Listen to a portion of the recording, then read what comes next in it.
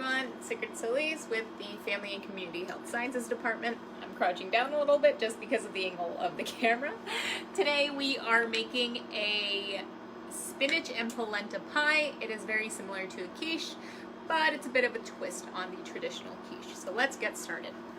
So right now I am heating up about 2 tablespoons of olive oil because we will be using, obviously, spinach. For this recipe, you're going to want fresh spinach. Here I've got about 6 ounces of fresh spinach, or 6 packed cups. Definitely recommend using a scale just because with the cups it gets a little bit tedious, whereas using a scale you can just dump it into a bowl and then weigh out 6 ounces. All right, so this oil is hot, so this is just going to go right into the pan. And I'm going to cook this until it is just about wilted. That'll take about 4 to 5 minutes, right? And then you definitely don't want to put in the spinach raw just because spinach does contain a lot of moisture. And if we put it in raw, it'll just take that much longer for our spinach and polenta pie to set. So that will be cooking. And while that's wilting, that gives me a chance to tell you what else is in our recipe. Hi 4-H! Welcome to the video. So, what else is in this recipe? We've got a 1/4 cup of polenta or cornmeal, right? You can find the instant kind, that would be great, or whatever kind of corn grate you have also works. And then I've got 1/2 cup of feta cheese. I'm using reduced fat, but if you want to use the full fat, you are more than welcome to do that. Another cheese that we are using is 1/2 cup of Pecorino Romano cheese. I definitely recommend using this kind of cheese, fresh, and grating your own. Let's see, we've got someone else. Hello, welcome. We will be using 5 eggs, some minced garlic. You can use a clove of garlic, or 3/4 teaspoons of minced garlic is equivalent to 1 clove of garlic. So either 1 clove minced or 3/4 teaspoons of the jar kind, of the jar variety of garlic.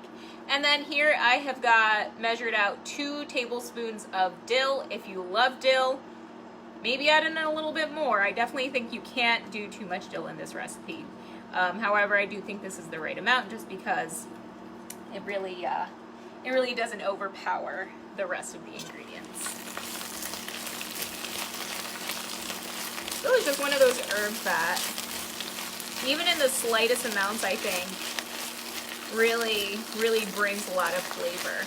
And it's really quite such a nice spring flavor too, I think. When I think spring, I think dill. So that's what I love about this recipe. All right, so our spinach is wilting. It needs a little bit more time, so I'm just gonna turn up the heat. And again, it's just spinach with 2 tablespoons of olive oil in here, not the garlic. The garlic we'll put into the rest. So while that is continuing to wilt, I'll whisk my other ingredients. We'll put that in. Oh, something important that I forgot to mention. We've got yogurt. So I'm using Fage 5% milk fat yogurt. I really like it because it brings a nice creaminess to it, so I'm using full fat yogurt. Feel free to use reduced fat yogurt if that's something that you're trying to cut down on. However, I'm using the full fat variety here. And you'll want about 2/3 cup of the yogurt. This is 7 ounces, so I measured this out yesterday. That's almost the entire container saved for 1 spoonful. So we're going to try to just eyeball this.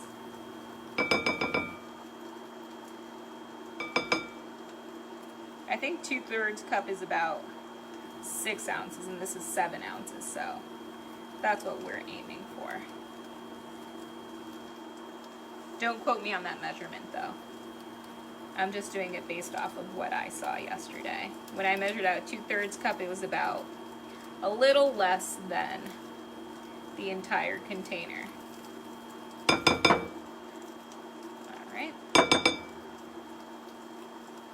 So that is yogurt. So we'll check on our, it's nice that this is two-sided. So that is just about ready. I'm going to turn this down. That's going to continue residually cooking, even though the heat is off. All right, so I will continue by adding in some of the garlic. Let's see if I can find my measure. Green spoon, here it is. So here we're measuring out, again, 3 teaspoons, or 3/4 teaspoons. That's one. And then this measures about 1/4 of a teaspoon, so just about 3 of these. 1, 2, and 3.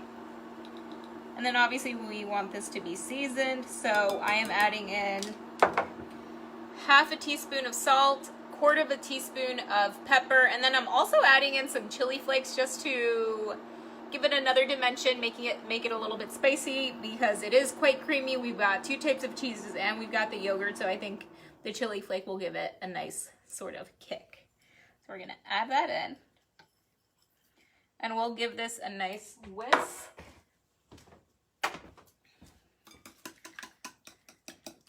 Just to kind of break down the egg yolks and mix the yogurt in with these egg yolks and the spices and the seasoning. Is watching. Hi everyone, welcome everyone. And this recipe, it's really one of those recipes where it's just about assembling.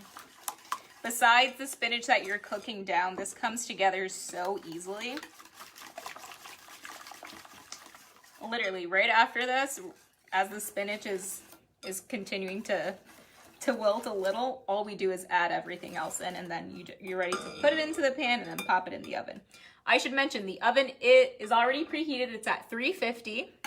And then the pan that you're going to put it in preferably will be a 1.5 quart casserole dish like this one.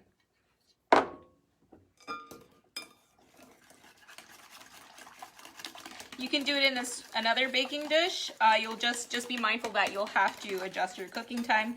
You'll just want to look out to make sure that the center of your pie is set, so making sure it's not too liquidy in the center. All right, so that is coming together. That is ready. So now that this is done, we can add in the rest of our ingredients. We'll add in our feta. You might want to break it down a little bit more with a knife or with a fork, which is what I did, just because the crumbs can be a little bit large. And in the first quiche that I made, they were very large, so I was getting full chunks of feta cheese. So I want it to be a little bit finer, so I mashed it down a little bit more with a fork. All right, so we added in our 1/2 cup of feta. Here we've got a 1/2 cup of pecorino, freshly grated. Like I said, when you can, grate your own cheese. But then again, I know we're all short on time sometimes, so sometimes buying the already shredded kind is convenient. Right, so that, oh man, that's already smelling so good. Right, so that's nice and mixed. Then from here, we'll add in our polenta as well.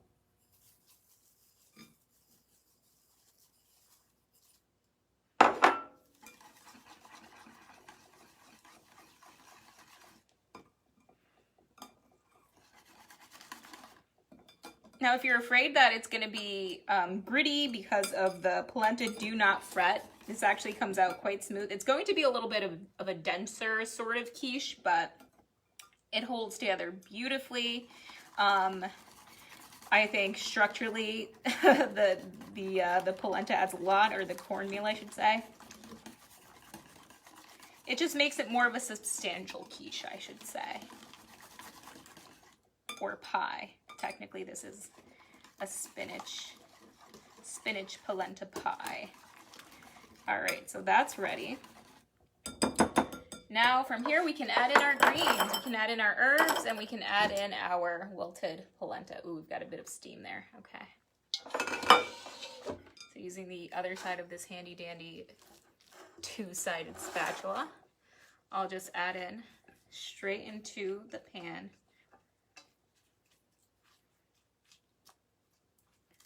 the spinach.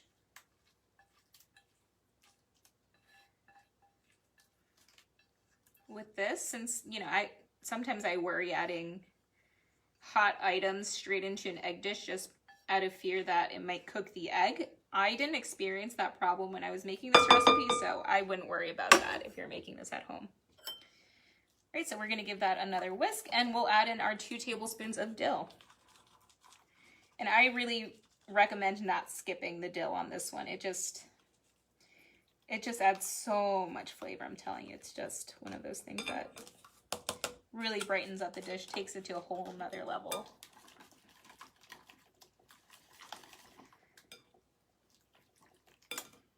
All right. So that is all mixed. You just want to make sure that our ingredients are combined. You'll have something like this, and our baking dish is already greased. I put in about a little less than a tablespoon, probably a lot less. Just pour this right in. I'm going to use my handy dandy spatula yet again, just to get everything out of the bowl. And into the baking dish. All right. Now, you'll want to make sure that all the toppings, since they are quite heavy, don't, you know, just sort of spread them out all throughout the dish to make sure that each and every bite has quite a bit of topping in it. All right, and in the oven, this goes for about 20 to 25 minutes. When I made this yesterday, it took, I think, about 28 minutes actually. So just be mindful of that. It might take a little bit longer depending on your oven. And that goes, it'll be ready pretty soon. And I made one yesterday, as I told you guys, and it comes out like this. Nice and tasty. Got a nice serving size here. And like I said, it's not super, super fluffy. It's a little bit denser because of the polenta, but it is so substantial. We've got in about 1 serving, which this serves about 4, we've got about 21 grams of protein. Again, it's that yogurt and all those eggs in there. Super great, super filling. Let us know if you try it, and I hope you guys have a nice day. Bye.